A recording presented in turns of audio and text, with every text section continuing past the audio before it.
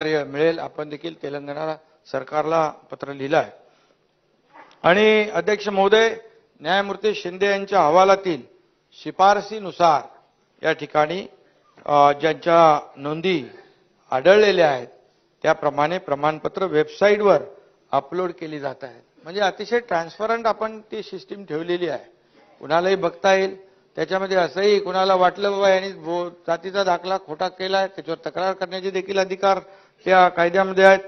आणि त्यामुळे न्यायमूर्ती शिंदे यांच्या समितीने मराठवाड्यात आणि इतरही जिल्ह्यामध्ये चांगलं काम केलेलं आहे आणि त्यामुळे बऱ्यापैकी नोंदी देखील सापडत आहेत। ज्यांच्या नोंदी सापडतील त्यांचा हक्क जो आहे कुठेही डावलला जाणार नाही, पण खोटं प्रमाणपत्र कुणालाही घेण्याचा अधिकार नाही, तो दिला जाणार नाही। जर पात्र व्यक्तींवर कुणी अन्याय करत असेल तर देखील अध्यक्ष महोदय संबंधित अधिकाऱ्यांवर संबंधितांवर कारवाई देखील केली जाईल। तसेच हे दाखले देण्याच्या प्रक्रियेत जर कुठं गैरव्यवहार जर आपल्याला पाहायला मिळाला, पात्र नसतानाही दाखले देण्याचे प्रकार कुठे निदर्शनास आले तर त्यांच्यावर देखील कठोर कारवाई केली जाईल। कारण JR आपला आहे जुना, परंतु काही भागामध्ये ते मिळत होते दाखले, परंतु काही भागामध्ये ते दाखले मिळत नव्हते। त्यासाठी लोकांना चक्रा मारायला लागत होतं, वन भटकावं लागत होतं आणि म्हणून शासनाने पुढाकार घेऊन या ठिकाणी हे समिती नेमली आणि त्यामध्ये काही बऱ्याच लोकांना यामध्ये त्याचा लाभ झालेला आहे।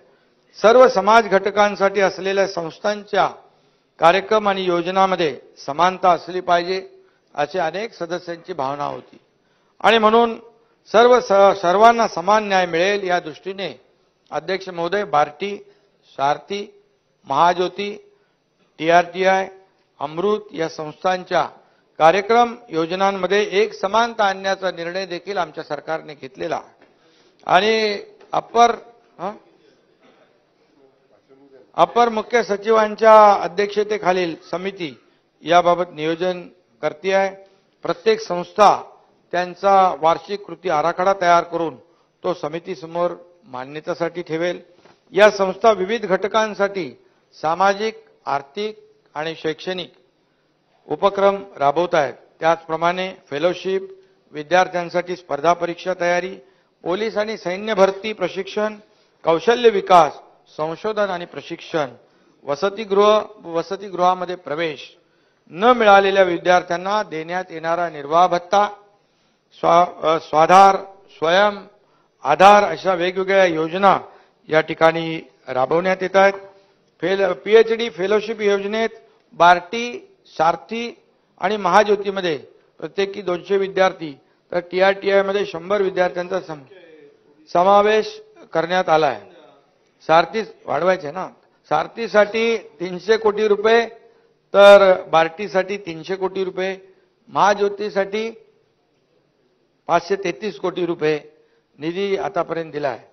UPSC MPSC स्पर्धा परीक्षांचे प्रशिक्षण, परदेश शिष्यवृत्ती, स्वाधार, स्वयं निर्वाह भत्ता या सर्व योजनांचा लाभ अध्यक्ष महोदय समान न्याय यांना मिळेल आणि असा सरकारने निर्णय घेतलेला आहे। कोणामध्ये काही भेदभाव करण्याचं काम सरकार